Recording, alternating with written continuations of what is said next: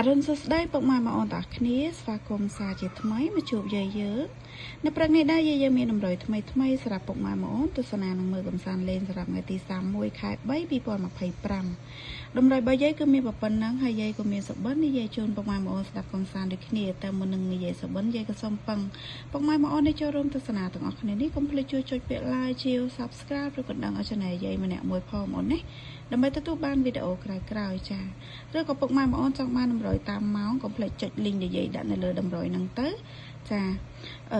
ចុចកន្លែង see more ឬក៏ចុចកន្លែងច្រើនទៀតទៅឃើញ link នៅទីនោះណាពុកម៉ែបងប្អូនចាតម្រុយនៅនោះគឺយាយដាក់ត្រង់ឲ្យចូ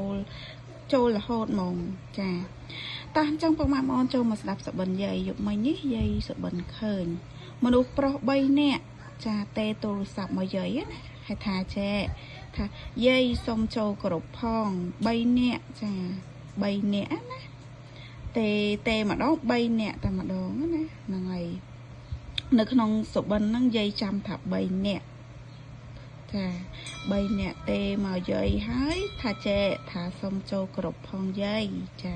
នៅក្នុងគ្រប់យាយហ្នឹងដូចជាមាន127នាក់ចាអញ្ចឹងអាចយកលេខគ្រប់នឹងចាក់បានហ្នឹងហើយ126 127អីហ្នឹងហើយអញ្ចឹងយាយក៏កាត់យក93 98 48 49 99 993 493 498អស់9អស់40អញ្ចឹងពុកម៉ែបងអូនចេះកាត់លេខអីគឺយកតាមហ្នឹងទៅណាចាហើយក៏ជូនពរហេងសំណាងល្អទាំងអស់គ្នាអញ្ចឹងវីដេអូយាយក៏មានតែប៉ុណ្្នឹងទេជួបគ្នានៅវីដេអូក្រោយបាយបាយ